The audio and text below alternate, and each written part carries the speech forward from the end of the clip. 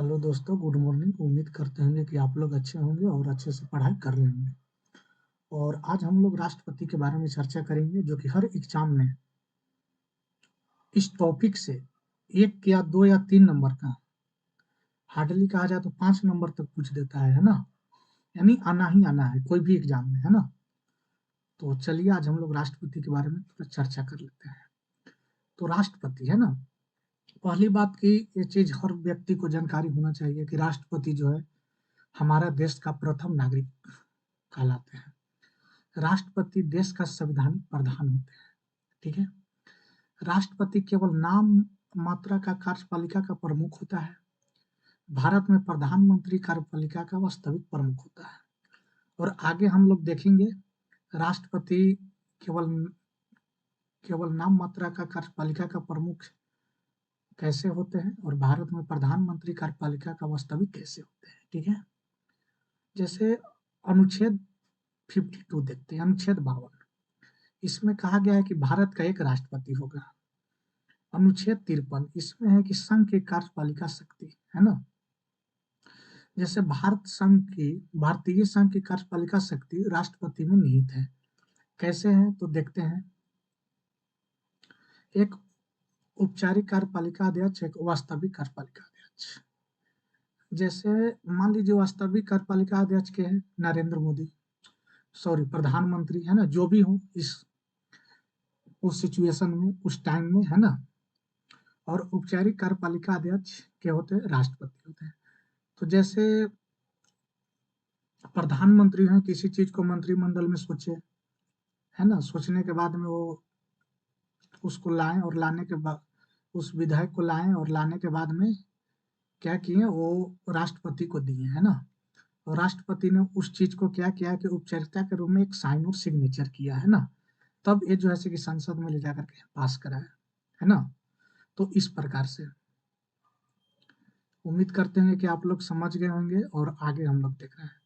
अनुच्छेद 54, आर्टिकल 54 में क्या है, राष्ट्रपति का निर्वाचन है, यानी कि इलेक्शन ऑफ प्रेसिडेंट की चर्चा है। कितने में है, आर्टिकल 54 में। बहुत इंपॉर्टेंट है। कहने का मतलब अनुच्छेद 54 में क्या है, तो राष्ट्रपति का इलेक्शन के बारे में बताया गया है मुख्य रूप से। जैसे कौन करता है चुनाव, है ना, इलेक्शन ऑफ कमीशन। कौन कराता है, निर्वाचक मंडल, है ना। तो ये इस चीज को हम लोग अच्छे से थोड़ा समझेंगे। ये संसद है और ये विधानमंडल है। ठीक है, कोई दिक्कत। और जैसे इसमें जो भी होते हैं निर्वाचक मंडल, जो कि राष्ट्रपति का जो इलेक्शन होता है, उसमें क्या होता है कि लोकसभा और राज्यसभा का सदस्य दोनों होते हैं। ठीक है। और इसमें होता है कि विधानसभा का सदस्य होते हैं और विधान परिषद का नहीं होते। ये चीज ध्यान रखिएगा, क्योंकि एग्जाम में यहाँ पर क्वेश्चन फंसा देता है लोगों को, है ना। यहाँ पर क्या क्वेश्चन फंसाता है, यहाँ पर आपसे एग्जाम में पूछ देगा कि ये जो है क्या मतलब, हम्म, कि राष्ट्रपति का चुनाव में विधान परिषद के लोग भाग लेते हैं, तो आप वहां पर आपको बोलना है नहीं, क्योंकि ये भाग नहीं लेते हैं। ठीक है। तो इस प्रकार से क्वेश्चन यहाँ पर फंसाता है ना। तो ये देखते हैं, लोकसभा के निर्वाचित सदस्य और राज्यसभा के निर्वाचित सदस्य और राज्य तथा केंद्र शासित प्रदेशों के विधानसभाओं के निर्वाचित सदस्य होते हैं। ठीक है। यानी राज्य तथा केंद्र शासित प्रदेश का विधानसभाओं के निर्वाचित सदस्य होते हैं। कोई दिक्कत। और ये चीज याद रखिएगा, विधानसभा और विधान परिषद है ना, यहाँ पर कंफ्यूज आप लोग नहीं होइएगा। ठीक है। और यहाँ पर देख लिए कि संसद में कौन होते हैं, लोकसभा और राज्यसभा, और विधानमंडल में विधानसभा और विधान परिषद। तो कहने का मतलब कि संसद में कौन कौन भाग लेते हैं राष्ट्रपति का चुनाव में, लोकसभा और राज्यसभा दोनों, है ना। और विधानमंडल का सदस्य कौन होते हैं, सिर्फ विधानसभा का सदस्य होते हैं विधानमंडल का, है ना। विधान परिषद का नहीं होते। ये चीज ध्यान में रखिएगा, नहीं तो फिर दिक्कत हो जाएगा, है ना। और जितने भी सदस्य होते हैं सभी लोग क्या होते हैं, चुने हुए सदस्य ही भाग लेते हैं लोकसभा और राज्यसभा में। ठीक है। जैसे अनुच्छेद 55 में देख लेते हैं, राष्ट्रपति का निर्वाचन का रीति, है ना। इसमें बताया गया है कि एकल संक्रमणीय मत पद्धति है, जैसे सिंगल ट्रांसफरेबल वोटिंग सिस्टम होता है ना। इस चीज को हम लोग समझेंगे। देखिए इस प्रकार से है ABC और इधर भी ABC। कोई दिक्कत, तो पहले हम लोग इसको देख लेते हैं। ठीक है। ये क्या है, ये एरो है ना। इस प्रकार से यहाँ पर जो भी आए लोग है ना, और जो भी होंगे वो चुने होंगे, चुने हुए लोग होंगे, और वो कहाँ से चुने होंगे तो एक बार और आप लोग को हम कंफ्यूजन दूर कर देते हैं, चाहे तो लोकसभा का सदस्य होंगे या राज्यसभा का होंगे है ना, या विधानसभा का होंगे, विधान परिषद का सदस्य नहीं होंगे। ये चीज कंफ्यूजन दूर होना चाहिए है ना, यहाँ पर कंफ्यूजन नहीं होनी चाहिए किन्हीं को। हाँ, और बात कर लेते हैं यहाँ पर कि मान लीजिए कोई भी आए वहां से इलेक्शन अपना वोटिंग करने के लिए है ना, अपना वोटिंग सिस्टम में आए, और ये मान लीजिए ईवीएम है, ठीक है। तो यहाँ पर एक व्यक्ति ने दबाया कितना, 4 नंबर, कोई दिक्कत, 4 नंबर, और एक व्यक्ति ने आन करके कितने, 3 नंबर, ठीक है। फिर एक व्यक्ति आए वो 3, ठीक है। और फिर एक आए वो 4, फिर एक आए 3 है ना, और फिर एक आए तो 2 नंबर दबा दिए, ठीक है। फिर अगला आए तो 1 नंबर दबा दिए, ठीक है। तो इसमें हम लोग देखेंगे कि ज्यादा वोटिंग किन के आ रहे हैं, 3। तो 3 में कौन है, चलिए सी है। तो ऐसे देखेंगे कि ये जो है सी वाले हैं, इनकी क्या हो गई, ये हो गया है, ठीक है, ये जीत गए, ठीक है। तो इस प्रकार से हम लोग देखेंगे, और इसमें भी देखेंगे, और ये उस चीज को अगर दर्शाता है कि मान लीजिए हमारे देश के राष्ट्रपति एक थे बीबी गिरी है ना, उनके टाइम पर क्या हुआ था कि मतलब 2 बार जो था ना, मतलब इलेक्शन जो हो रहा था ना प्रेसिडेंट का, उसमें बीबी गिरी जो थे, तो उस टाइम क्या हुआ कि इलेक्शन क्या हुआ कि दोनों को बराबर बराबर ही होता है, ठीक है। तो उस कंडीशन में भी फिर इसी को यूज किया जाता है, कोई दिक्कत, और सेम सेम कंडीशन है ना, तो इस प्रकार से इसमें होता है। उम्मीद करते हैं कि आप लोग समझ गए होंगे सिंगल ट्रांसफरेबल वोटिंग सिस्टम क्या होता है ना। और आगे हम लोग देख लेते हैं, जैसे अनुच्छेद 56 में बताया गया है कि राष्ट्रपति का कार्यकाल कितने साल की होती है, कितने वर्ष की होती है। तो राष्ट्रपति का कार्यकाल कितने वर्ष की होती है, 5 वर्ष की अवधि तक होती है, जब से वो अपना पद ग्रहण करते हैं तब से है ना। और अनुच्छेद 57 में बताया गया है कि एलिजिबिलिटी फॉर री इलेक्शन है ना, उसके बारे में बताया गया, थोड़ा सा ध्यान में देख लेंगे। एक बार राष्ट्रपति बनने के बाद भी वो दोबारा राष्ट्रपति का चुनाव लड़ा जा सकता है। कहने का मतलब कि जो व्यक्ति, मान लीजिए अभी कौन है, द्रौपदी मुर्मू जी है, अगर वो अभी है प्रेजेंट टाइम में है प्रेसिडेंट, अगर वो नेक्स्ट टाइम भी चाहे तो बन सकते हैं, उसके नेक्स्ट टाइम भी चाहे तो बन सकते हैं, बट उनको भी प्रोसीजर वही है कि फिर अगले साल उनको इलेक्शन लड़ना पड़ेगा, है ना। और ऐसे नहीं होगा कि हाँ नहीं इस बार है तो अगले बार हो जाएंगे, है ना, ऐसा कुछ नहीं है। फिर उस बार भी उनको स्टार्टिंग से ही भाग लेना है ना, तभी वो इलेक्शन बन सके। और हाँ, अमेरिका में है कि एक एक व्यक्ति कितने बार राष्ट्रपति वहां बन सकता है, बस 2 बार ही बन सकता है अमेरिका में। बाकी इंडिया में है कि एक व्यक्ति कई बार भी बन सकता है। एक क्वेश्चन को आप लोग दिमाग में रख लीजिएगा, यहाँ से क्वेश्चन पूछता ही पूछता है, और पूछा भी है बीपीएससी के एग्जाम में, है ना। एकमात्र राष्ट्रपति जो 2 बार राष्ट्रपति बने वो कौन थे, डॉक्टर राजेंद्र प्रसाद, है ना। तो doctor Rajendra Prasad I think Bharat के प्रथम राष्ट्रपति थे जो कि वो 2 बार क्या बने, राष्ट्रपति बने। कोई दिक्कत। अनुच्छेद 58 में क्या कहा गया है, इसे थोड़ा सा देख लीजिए। 58 में 58 में बताया गया है कि राष्ट्रपति पद की योग्यता क्या होगा, है ना। कहने का मतलब आर्टिकल 58 में बताया गया है कि राष्ट्रपति पद का योग्यता क्या होनी चाहिए, मुख्य रूप से, है ना। ये जो है से कि ये भारत का नागरिक हो, और ये 35 वर्ष की आयु हो, और लोकसभा सदस्य बनने के योग हो, और किसी भी सरकारी पद पर लाभ ना किया हो। कोई दिक्कत। तो आपको दिमाग में तो आएगा यहाँ पर कि इस प्रकार से तो बहुत लोग ऐसे बेरोजगार लोग हैं, क्या वो राष्ट्रपति के लिए उम्मीदवार हो सकते हैं। तो यहाँ पर ऐसे बात नहीं है। उनको क्या होना चाहिए कि वो जो एक निर्वाचक मंडल है, वहां पर उन्हें अनुमोदक एवं प्रस्तावक होते हैं, और अनुमोदक और प्रस्तावक उनके पास होते हैं। इस चीज को हम लोग देखेंगे विस्तार रूप से, है ना, कि अनुमोदक और प्रस्तावक क्या होता है, ठीक है।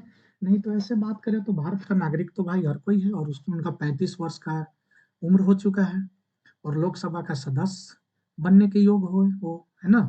और वो किसी भी सरकारी पद पर नहीं है। तो ऐसे तो बहुत सारे लोग हैं, है ना। तो जैसे हम लोग प्रस्तावक में देख लेते हैं पहले, तो इसमें होता है कि निर्वाचक मंडल में से 50 प्रस्तावक होना चाहिए। जो भी है, जो निर्वाचक मंडल है ना, इसमें से क्या होना चाहिए कि 50 प्रस्तावक होना चाहिए। कोई दिक्कत, चाहे वो लोकसभा का सदस्य हो या राज्यसभा का सदस्य हो या विधानसभा के हो, ठीक है। और 50 संसद होने चाहिए। और और ये लोग ही क्या करेंगे, डिसाइड करेंगे कि किस व्यक्ति को राष्ट्रपति चुनाव के लिए लड़ना चाहिए, है ना। तो इस प्रकार से होना चाहिए। और प्रस्ताव और अनुमोदक जो होता है, इनमें से भी क्या होना चाहिए, इनके पास भी कितना होना चाहिए, 85 अनुमोदक होना चाहिए। और वो लोग लिखित में दे कि ये व्यक्ति चुनाव लड़ सकते हैं। तो इस प्रकार से है। उम्मीद होगा कि आप लोग प्रस्तावक और अनुमोदक समझ गए होंगे, ताकि आगे चलकर एग्जाम में दिक्कत ना हो, है ना। तो एक कंडीशन होनी चाहिए, तभी ये राष्ट्रपति के लिए एलिजिबल है, ठीक है। तो हम लोग नेक्स्ट देख लेते हैं अनुच्छेद 59। अनुच्छेद 59 क्या है, राष्ट्रपति के लिए कुछ शर्त दिया गया है, ठीक है। क्या शर्त है भाई, थोड़ा सा देख लेते हैं हम लोग भी। कि जैसे 15,000 रुपया जमानत राशि देनी पड़ेगी, ओके। और उन्हें पागल ना होना चाहिए और दिवालिया ना होना चाहिए। दिवालिया का मतलब है कि आई थिंक कि वो, हाँ, किसी भी बैंक से लोन वगैरह लेकर के वो क्या हो, दिवालिया नहीं घोषित हुआ है। यानी कहने का मतलब कि उनका जितना भी मतलब अपनी संपत्ति है, उससे अधिक लोन वगैरह उन पर नहीं हो, है ना। या लोन नहीं चल रहा हो, मान के चलिए। तो उन्हें वो क्या है, उन्हें आर्टिकल 59 में बताया गया है, 3 कंडीशन रखा गया है। पहला कंडीशन है कि 15,000 नामत राशि देनी पड़ेगी। दूसरा है कि वो मेंटलिटी रूप से डिस्टर्ब ना हो। तीसरा है कि दिवालिया ना हो, दिवालिया बता ही दिए। अनुच्छेद 60 में क्या बताया गया है, थोड़ा सा देख लेते हैं। ओथ बाई प्रेसिडेंट, क्या प्रेसिडेंट जो है, किनके किनके शपथ, राष्ट्रपति द्वारा शपथ किनको किनको दिलाया जाता है, वो आर्टिकल 60 में है, ठीक है। राष्ट्रपति को शपथ सुप्रीम कोर्ट के मुख्य न्यायाधीश दिलाते हैं, ये चीज ध्यान रखिएगा, ठीक है। राष्ट्रपति को शपथ कौन दिलाता है, सुप्रीम कोर्ट का मुख्य न्यायाधीश दिलाता है। और उनकी अनुपस्थिति में सुप्रीम कोर्ट के वरिष्ठ न्यायाधीश शपथ दिलाते हैं। अगर मान लीजिए सुप्रीम कोर्ट का मुख्य न्यायाधीश न हो, तो उन्हें कौन दिलाएंगे, सुप्रीम कोर्ट के वरिष्ठ न्यायाधीश शपथ दिलाते हैं, ठीक है। अनुच्छेद 61 में हम लोग थोड़ी सी चर्चा कर लेते हैं। राष्ट्रपति पर महाभियोग, इम्पीचमेंट ऑफ द प्रेसिडेंट, ये क्यों लगाया जाता है, क्योंकि राष्ट्रपति को पद से हटाने के लिए उनको क्या किया जाता है, इम्पीचमेंट ऑफ द प्रेसिडेंट। ये इम्पीचमेंट लगा करके, कहने का मतलब महाभियोग लगा करके उन्हें हटाया जाता है, ठीक है। जब राष्ट्रपति किसी विदेशी राष्ट्र के प्रभाव में आ जाए, कहने का मतलब कि राष्ट्रपति जो है किसी विदेशी से साठ गांठ रखे या उसकी कहना उना करने लगे वगैरह, है ना, तो उन पर इम्पीचमेंट लग सकता है। संविधान का अतिक्रमण करने पर, कहने का मतलब कि वो संविधान का विपरीत चले जाए, यानी संविधान को मान्य ना करे, तो उन पर क्या हो, इम्पीचमेंट लागू किया जा सकता है, ठीक है। तो विशेष कुछ नहीं है, बस ये हमारे राष्ट्रपति हैं अभी, द्रौपदी मुर्मू जी, है ना। तो ये चीज देख लेते हैं, राष्ट्रपति पर महाभियोग की प्रक्रिया जो है, इस पे भी लोकसभा और राज्यसभा के ही लोग ये करते हैं ना। जैसे संसद के किसी भी सदन द्वारा राष्ट्रपति पर महाभियोग लगाया जा सकता है, ठीक है। संसद के किसी भी सदन द्वारा राष्ट्रपति पर महाभियोग लगाया जा सकता है। क्यों लगाया जा सकता है, टर्म एंड कंडीशन हम लोग देखें यहाँ पर, एक बार और देख लेते हैं। कि जब राष्ट्रपति किसी विदेशी राष्ट्र के प्रभाव में आ जाए या संविधान का अतिक्रमण करने लगे, है ना, कहने का मतलब संविधान को वो विपरीत चले जाए, तो है ना। और महाभियोग लगाने से पहले राष्ट्रपति को 14 दिन पहले लिखित सूचना देनी पड़ेगी, है ना, जिस पर सदन का 1/4 सदस्य का क्या होना चाहिए, हस्ताक्षर होना चाहिए, यानी उन पर सिग्नेचर होना चाहिए सदन के लोगों का, कितना 1/4, है ना।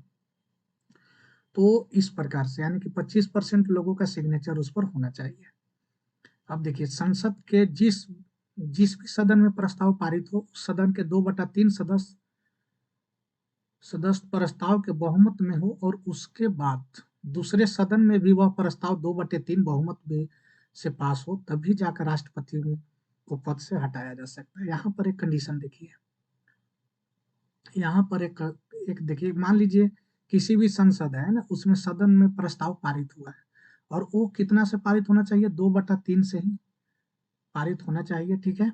और अगला में भी दूसरे सदन में भी कितना से पारित होना चाहिए, 2/3 से ही पारित होना चाहिए, है ना। तब जाकर इनको जो है कि पद से राष्ट्रपति जी को हटाया जा सकता है ना, इस प्रकार से। और देख लेते हैं राष्ट्रपति का अधिकार और शक्ति, है ना। थोड़ा सा हम लोग देख लेते हैं यहाँ पर क्या राष्ट्रपति का अधिकार क्या है और शक्ति। यहाँ पर हम लोग देख लेंगे कि राष्ट्रपति जो है, राष्ट्रपति का अधिकार क्या है ना, और शक्ति क्या है। जैसे राष्ट्रपति जो है बहुत से लोगों को नियुक्ति करते हैं, है ना। तो इस चीज को आप लोग ध्यान रखिएगा, है ना, कि राष्ट्रपति ठीक है भाई किनको किनको नियुक्ति करते हैं, क्योंकि एग्जाम में डायरेक्टिव आ जाता है ना। तो प्रधानमंत्री का नियुक्ति कौन करते हैं, राष्ट्रपति। प्रधानमंत्री की सलाह पर मंत्रिपरिषद का गठन कौन करते हैं, राष्ट्रपति। सर्वोच्च न्यायालय उच्च न्यायालय का मुख्य न्यायाधीश की नियुक्ति कौन करते हैं, राष्ट्रपति। भारत के नियंत्रक एवं महालेख परीक्षक की नियुक्ति कौन करते हैं, राष्ट्रपति। राज्यपाल की नियुक्ति कौन करते हैं, राष्ट्रपति।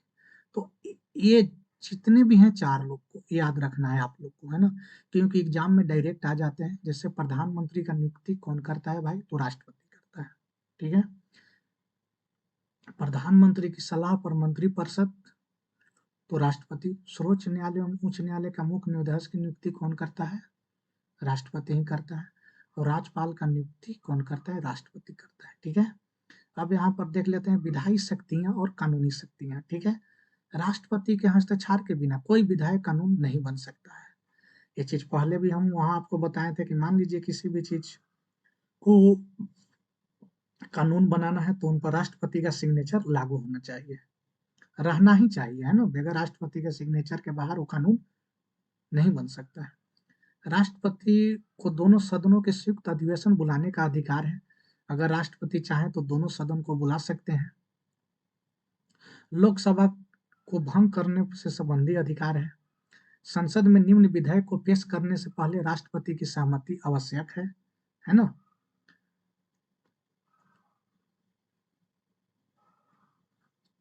संसद में निम्न विधेयक को पेश करने से पहले राष्ट्रपति की सहमति क्या है, आवश्यक है। और ये धन विधेयक नए राज्य के निर्माण, वर्तमान राज्य के क्षेत्र में सीमाओं और नामों में परिवर्तन संबंधी। मान लीजिए किसी भी राज्य का ये नाम चेंज करना है ना, तो उसमें क्या है, राष्ट्रपति का भी जरूरी है होना, है ना। उन्हीं का सिग्नेचर से ही वो वैलिड होगा, है ना। संचित निधि में व्यय करने वाले विधायक, कोई दिक्कत। तो हम लोग यहाँ तक देख लिए एक एक करके, और आगे थोड़ा सा देख लेते हैं राष्ट्रपति के अधिकार और शक्ति। संसद के सदस्य को मनोनीत करने का अधिकार किन्हें है भाई, राष्ट्रपति का है। राष्ट्रपति राज्यसभा में 12 सदस्य को मनोनीत कर सकते हैं।